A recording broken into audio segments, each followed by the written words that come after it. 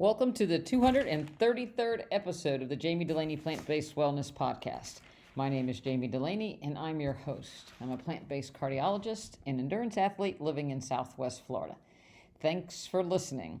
We're going to get some cold weather here in Florida. Yeah, a little bit cold. Nothing like you up north where the snow and the 9 degrees, but we might hit 50s this weekend, so change in running gear, moving on to a short sleeve shirt. Got to put the tank away, perhaps. Anyway, I have the California International Marathon coming up here in a few weeks. Tomorrow will be my big long run, and then another big long run, and we'll start to taper. So I'm going to do a little bit of marathon pace running during this training session. So again, it's something new for me. I'm changing up my training program a little bit. So I'm going to do some miles at marathon pace during my 16 to 18 mile run. So we'll see how it goes. Last weekend it was a bit brisk and raining and windy during my run. So I was practicing for some of that California windy, sleety weather. But I think it'll be just a little bit cool and cloudy tomorrow, so it'll be great. I'm looking forward to it. I hope you enjoyed the podcast last week with Milo and the microgreens.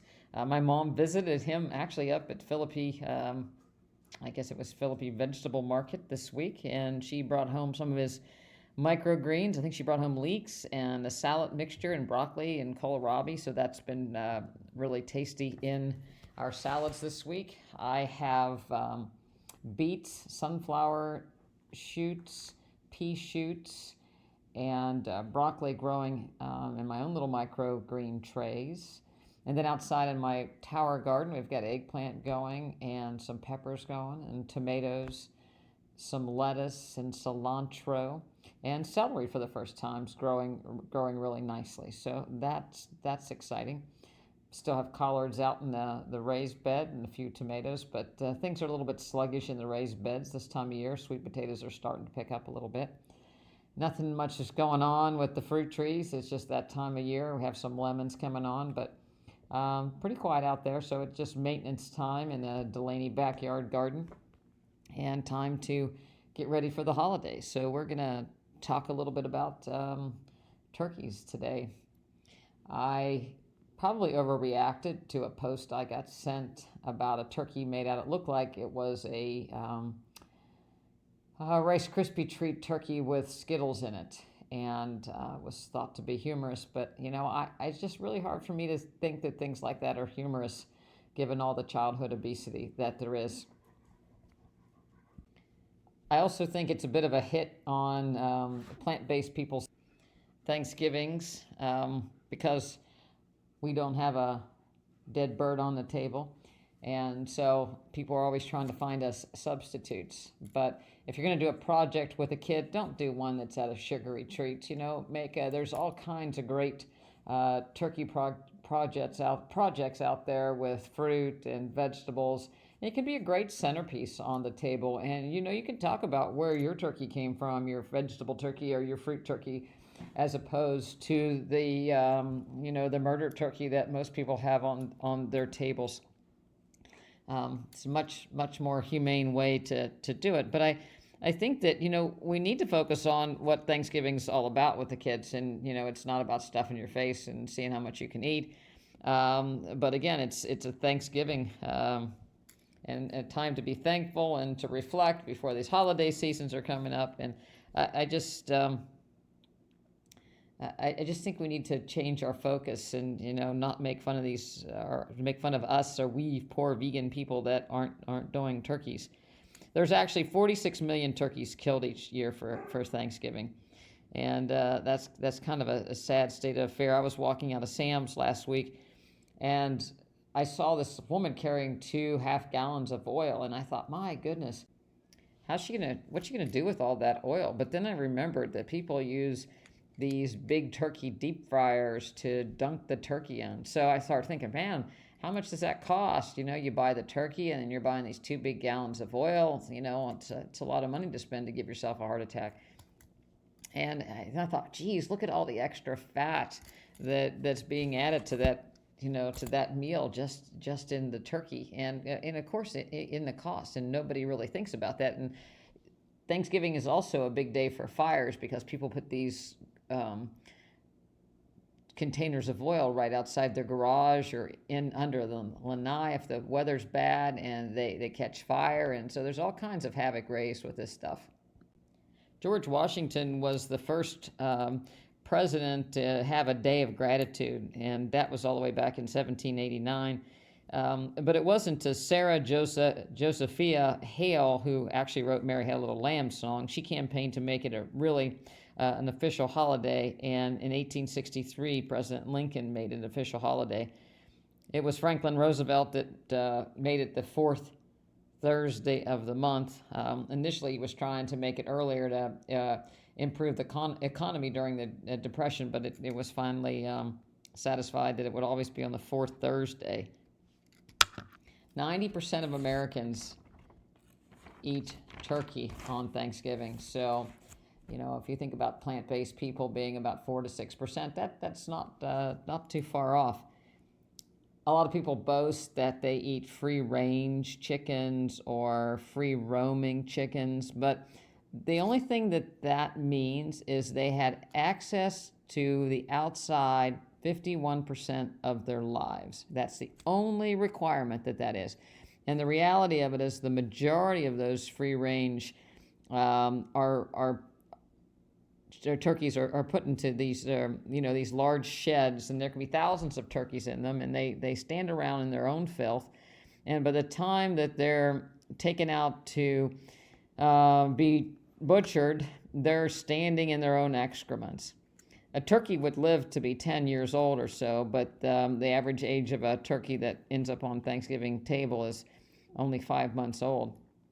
So, when people talk about, this, turkey had a nice life out in the farm and before it gave its life for Thanksgiving, that's just not so. It is a business and a business only.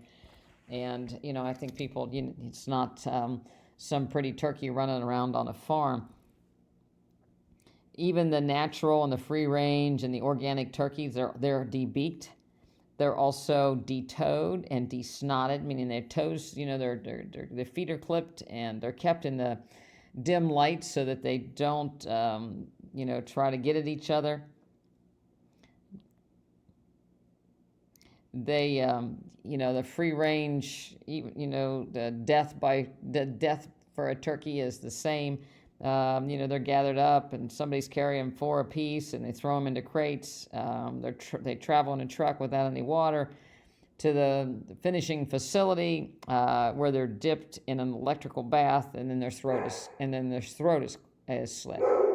So, you can say what you want about your free range, free roaming, grass-fed turkey, but it's no life for a 5-month-old bird that that would be like any other bird wanting to enjoy life and eat worms and hang out. There are pasture-raised birds that small family farms. They are not the majority of these millions of birds that are killed. And these pasture-raised farm turkeys, they go about $120 a bird because it costs so much to feed them. So that is not the free-range organic turkey that everybody's eating. These are the really expensive turkeys, and they're certainly not, it's not what would feed America. It's not what everybody else eats, so maybe a few elitist people can order these and feel good about the fact that their 5-month-old turkey had a big, good 5 months of life, but the majority of the turkeys are arranged in large factory facilities. The average American consumes anywhere between 3,000 to 4,500 calories on a Thanksgiving meal. It'd be okay if that would be the weight that if you want to maintain 300 to 350 pounds. So Shaq O'Neal, in the peak of his career, might have been burning off that for one meal, but not your average human being. So even if you do a turkey trot, run a 5K in the morning, that's about 300 calories. Most people are eating food there or eating food before, so they've really eaten through that those calories, but at least they move before consuming such a high meal. It's funny if you look at the nutrition aspects of a turkey, because they always start with the turkey breast, which is not probably what the majority of people are eating, but if you look at that can be a significant amount of you know calories, as far as 7 ounces of turkey meat. Turkey breast would be 238 calories. There's 39 grams of protein. There's also 34 grams of fat. So you can't ask about what your protein is because it's almost 50-50. 98 milligrams of cholesterol, and significant, about 500 to 800 milligrams of sodium, because most of them are in a brine when they come or after processing, to try to decrease some of the fecal matter in them. And the thought that people actually take bread and stuff it up a turkey's butt and bake that and think that that's good is just really hard to believe. But a lot of people like the dark meat because it's much more tender, and so that's going to have a lot more saturated fat. And now you're getting into a couple hundred milligrams of cholesterol and about 25 grams of fat. So you can see that 4,500 calories, when you look at pumpkin pie with whipped cream and candied sweet potatoes with marshmallows on top, you can really get into some serious metabolic excess on Thanksgiving. Perhaps someday we can change Thanksgiving to actually being thankful again. And, I like to start off with being thankful for health. And if you're going to be thankful for your health and the health of your family, then we should be eating that way and celebrating the knowledge that we can actually feed our families in a healthy way, not just to sustain them by taste. I had someone tell me that their family was saying, well, if we're going to eat vegan, it's going to taste like cardboard. And what an insult, because there's nothing that I eat on Thanksgiving that tastes like cardboard. Cranberries, fresh cranberries come to mind, with oranges and walnuts and celery. Lima beans come to mind. Sweet potatoes, without the marshmallows, of course. Pumpkin pie made in a way that you're actually tasting the pumpkin and not, a bunch of canned milk and eggs. So pumpkin forward pie, I might say. We'll probably do it crustless or do an oat crust to our pumpkin pie. So there's so many things. Green beans, you can make a great green bean casserole. With, if you want to make a mushroom gravy over top, you can even make that a creamy gravy to kind of look like that old-fashioned green bean casserole, and you can do it with a silken tofu perhaps. But yeah, learning to eat green beans, with some pepper and mushrooms, that's a great way. Green beans taste good without trying to stick these awful sauces on top of things. And that's really where a lot of calories come in. There's a lot of hidden calories in sauces, and people are afraid to eat or to serve a vegetable without some sort of sauce on them. And I think that, we need to focus a little bit on that, especially in diabetes. Yesterday was National Diabetes Day, and I gave a talk over in Fort Lauderdale at the Food for Thought people, and it was they have a wonderful facility over there. And there weren't that many people that showed up, which was a little bit unfortunate. They have a nice vegan cafe. But despite that facility being, a completely vegan cafe, the chef there is a little bit afraid to make it sugar and oil salt free, for fear that people won't get enough taste out of it. So he wants people to be vegan, and that's their mission. But, and they give scholarships for the Colin Campbell Nutrition Study Program. And there are people that I spoke to that have taken the class, yet they haven't quite wrapped their heads around eating whole foods, plant-based, without sugar or oil or salt. And, I think that we're kind of missing the boat, or fooling ourselves when, you just eat, again, we're so consumed on making something taste like the stuff that made us sick. making it with these heavy sauces and these heavy that made people sick in the first place. Very high sugar, very high salt. So we talked about diabetes, and there's still a lot of confusion with regards to fat. Fat's a storage molecule, storage macronutrient. If you were to worry about getting your essential fatty acids, which we all need essential fatty acids, but they only need to be 1% of your calories. And actually 1 tablespoon of chia seed, if you ate nothing for the rest of the day, would give you your omega-3s for the day. If you didn't eat anything and you rub safflower oil on your skin, you get enough omega-3s. So we don't really have to worry about getting enough omega-3s.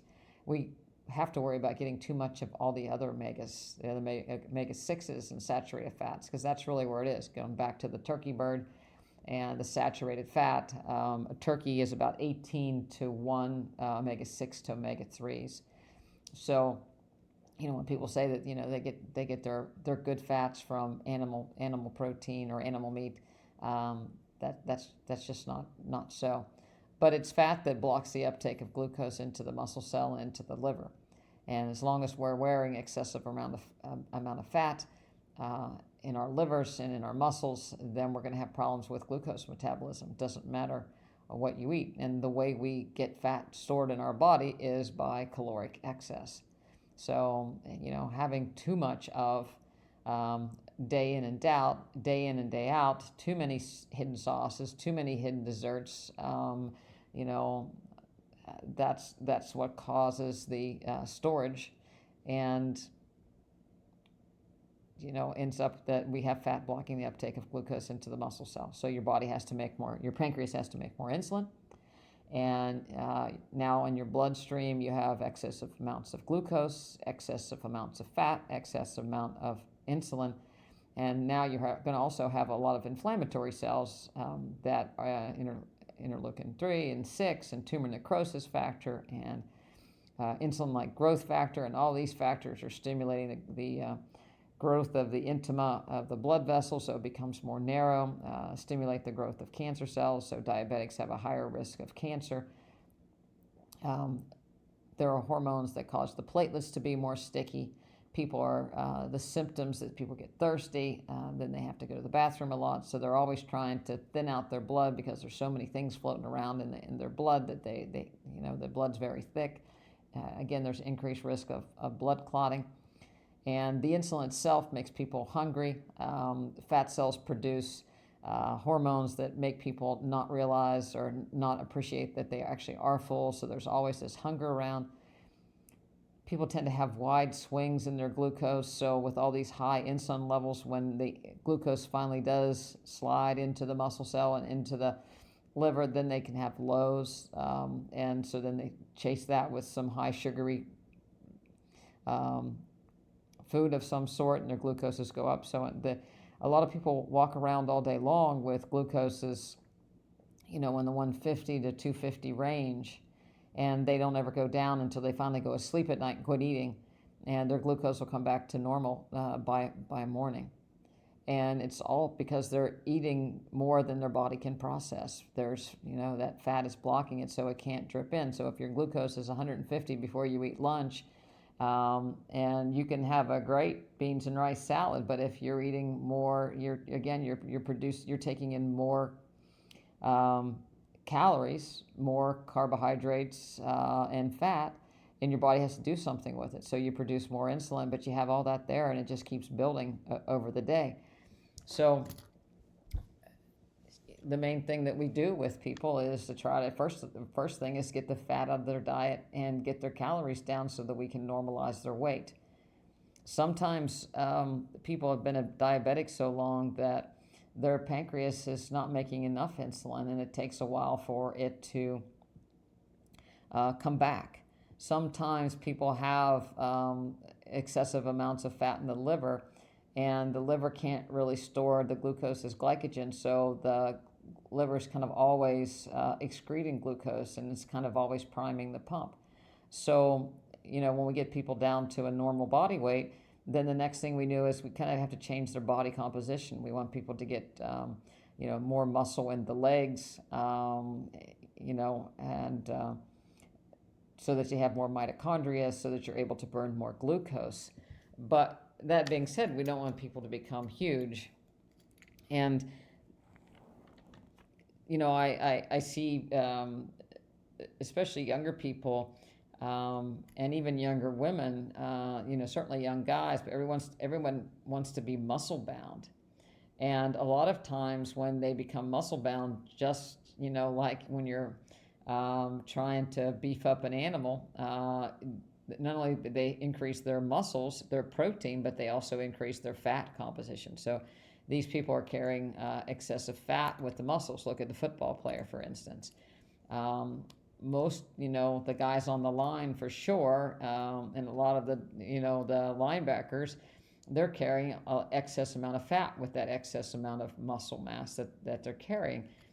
And again, that's going to inhibit the ability for their body to take up glucose effectively. And they probably already have, higher insulin levels than they need to have. And again, that starts that vicious cycle of inflammation.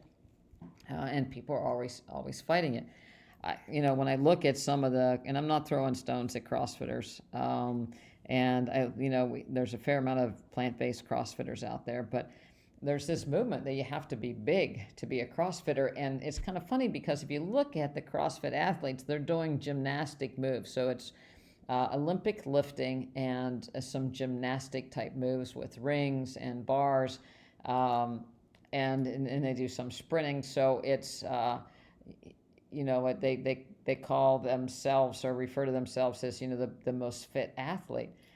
But I'm not sure why that they have to be big, because what is the purpose other than their sport to become big in life? There's no other function for that excessive amounts of muscles.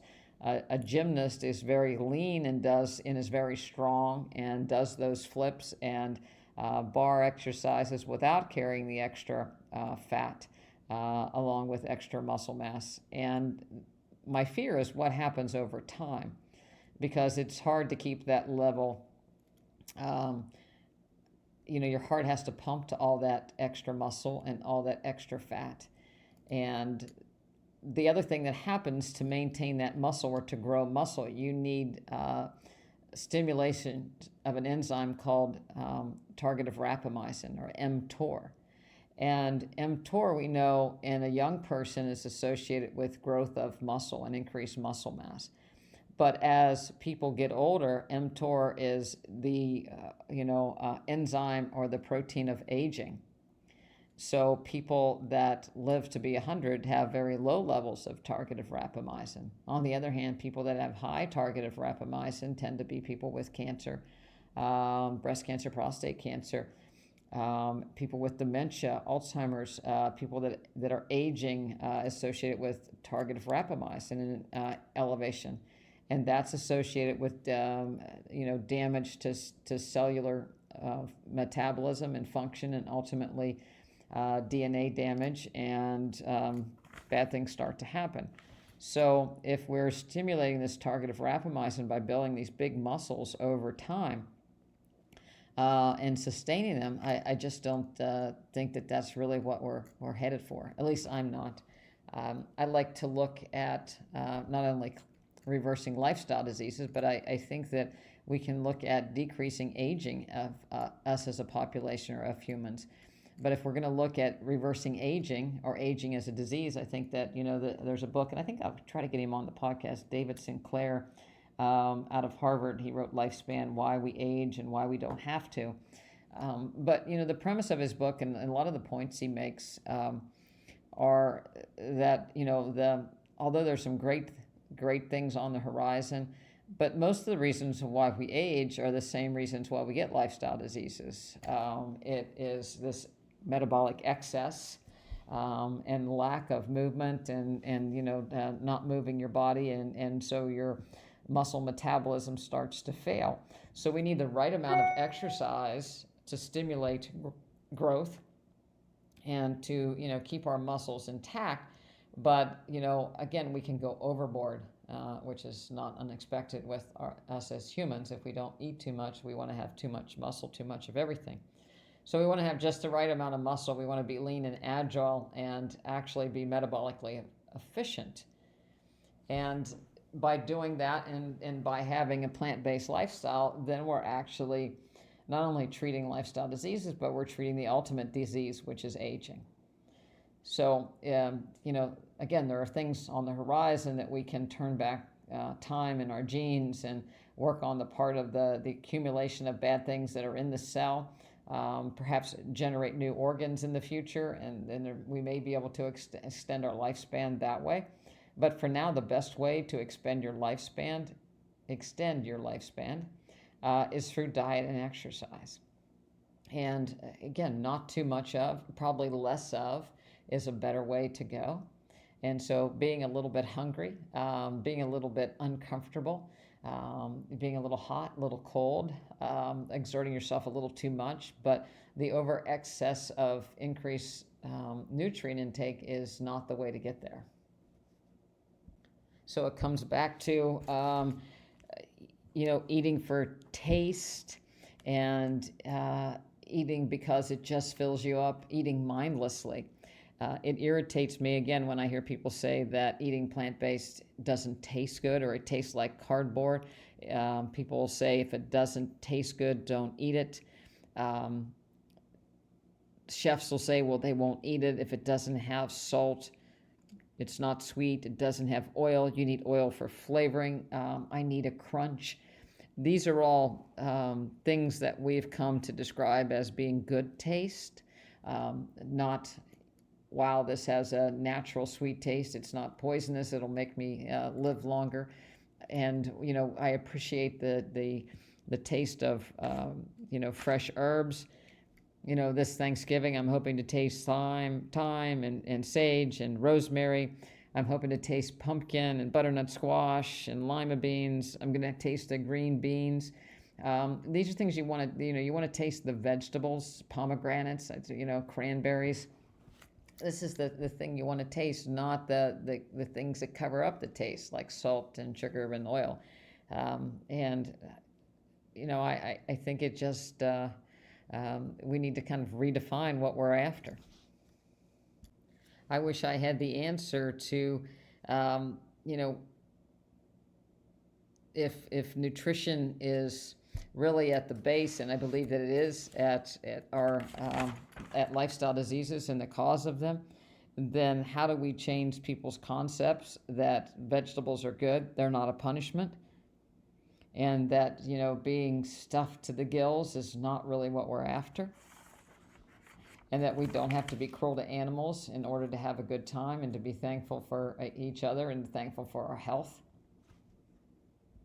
David Sinclair has a quote of Seneca, the philosopher, in his book, and it says, "Life is very short and anxious for those who forget the past, neglect the present, and fear the future." I don't forget the past. My past was full of relatives passing away secondary to diabetes and heart disease, and they ate in abundance. Unfortunately, they came from poor, the families that were very poor, and to be able to feed your family and have a lot of food for your family and put a big spread on the table was a sign of love. And I understand that completely. But I also think that if there was education of those people now today, if I could go back and say, hey, could we do it this way? I believe that they actually would change. And I know some of my relatives, I guess most of my relatives that are up north, they want no part of changing the way they eat. They're huge. It's all about, comfort foods 24/7 and how much of. Some of them ride horses, and I feel sorry for the horse. It's really sad to see how much they've aged. I look at some of my cousins as being an experiment because we all have the same bad genes. And so, they're adding medicines on at their age already. But so I don't forget the past, and I look at that as how do we grow and how do we educate ourselves so that doesn't happen. And that's really why I went into medicine in the first place, was so that I could help people not to have the same diseases that my family suffered from and ultimately died from. If I could prevent one case of somebody having a massive MI 6 days after Christmas, I would love to do it. If I could prevent dementia in someone and reverse that, I would love to do it. So that's really what this podcast is about. I don't forget my past, and that's what drives me every day currently. But I don't fear the future either. I think that there's so many opportunities, and I feel so thankful that I came across a book that was written by John Robbins, A Diet for a New America. Almost 15 years ago. I'm thankful for Dr. Esselstyn's Prevent and Reverse Heart Disease and his book that educated me on how I could then take what I know and educate my family and practice members. So I think the future, that we have so much to look forward to. We just have to kind of hang on to some of these great technologies that brilliant scientists like David Sinclair are working on.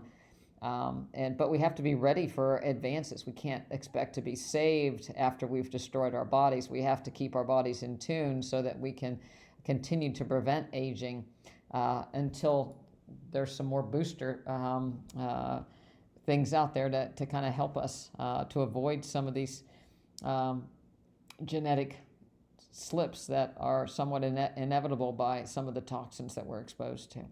So, I think, again, I'll keep preaching the same thought, that by getting out and exercising and pushing yourself into uncomfortable spots is great. You've got to rev the engine to keep building your muscles. I'm so excited this month in our class. We're doing a challenge, sit to stand. And so I hope everybody in my practice works on sit to stand. And we have progressions in our newsletter. If you're, how to strengthen your arms, how to increase your shoulder mobility, how to increase the flexibility of your hips and your ankles so that you can get from that sitting to standing, standing to sitting position.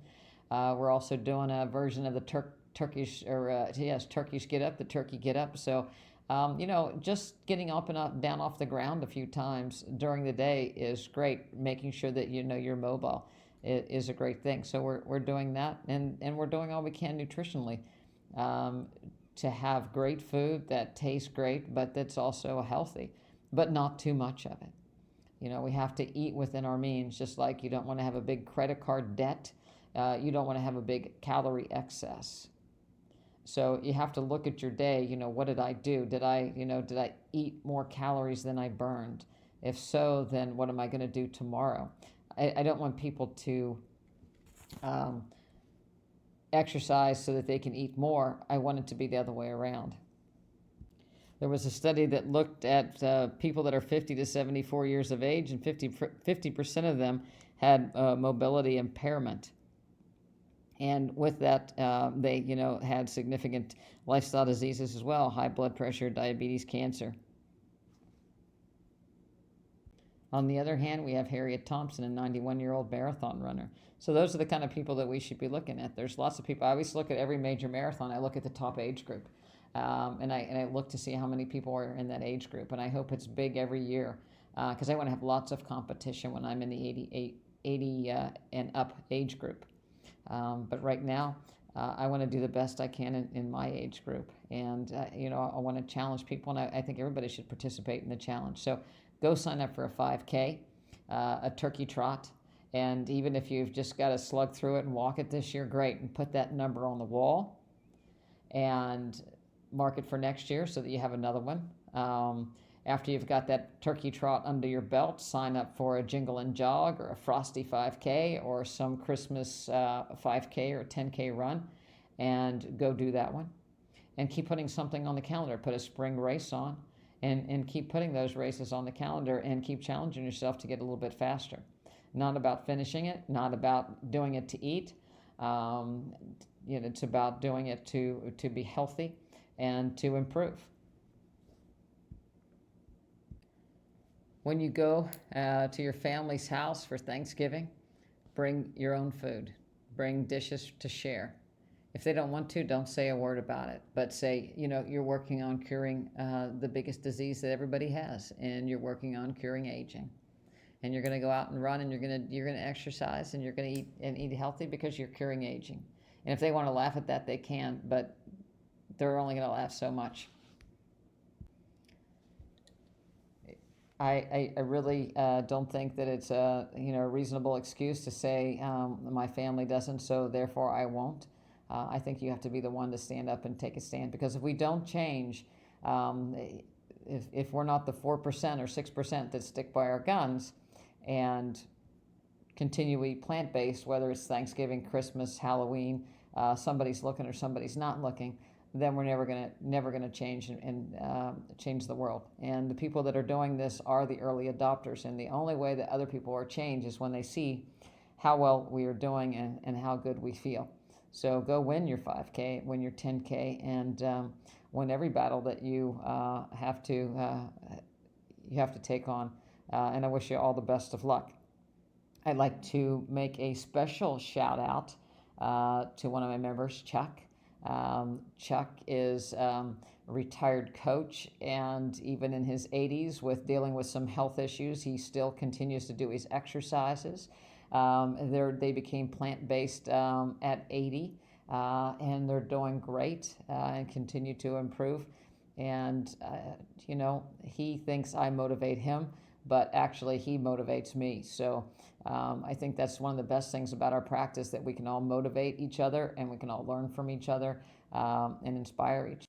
So if you want to be a part of this great membership practice for maybe just a little bit of time, say a week, you can come down to our immersion week, which is going to be the week of March 22nd, 2020, which culminates in our 5th annual Charlotte County Plant-Based Nutrition Conference. So that conference is a day-long event with breakfast and lunch. You're welcome to go onto the website at drdulaney.com to get your tickets. There's a link there. But if you and get your tickets, people are actually buying their tickets now. They're great Christmas gifts, great Thanksgiving presents. So if you want your family to start eating plant-based, have them come to our conference. This is a great positive event. You'll learn a lot. You'll meet people that have great inspiring stories. We have lots of lectures, cooking demonstrations, questions and answers. And it's a small, intimate event at Port Charlotte Beach Complex, where there'll be about 150 people. So you have lots of personal time to ask your questions. Great vendors will be there. Mama Says and Milo with microgreens and a whole host of other people. So it's a great day. But if you really want to take your game up to a new notch, join us for the Immersion Week, where we'll take you through exercise programs, education, cooking techniques, yoga, Pilates, paddleboarding, kayaking, and great breakfast, lunch, and dinner. You'll have lots of attention. We're going to do consults, both myself and Addie, the registered dietitian, in the beginning and the end. So you get early assessment and then a follow-up at the end of the week, so that we can provide you with a game plan when you leave and go home, and how to make your own meals or to get meals that are well prepared, how you're going to shop, how you're going to travel, so that you can really get this plant-based thing going on and reverse your aging process as well as your lifestyle diseases. So I hope you'll join us. Again, you can go to our website, drdulaney.com, to purchase those tickets or reserve your space. It's going to be very limited, so if you don't reserve your space early, then you might miss a great opportunity to change your life. We're only successful if you're successful, so the name of the game is for us to get you well. If you have any questions, you can email me at jami@drdulaney.com. It's jami@drdulaney.com, or info@drdulaney.com. I'd love to hear from you, and I look forward to speaking with you soon. Go inspire somebody, eat right, stand up, do the right thing, and get your exercise on, and I'll talk to you again next week.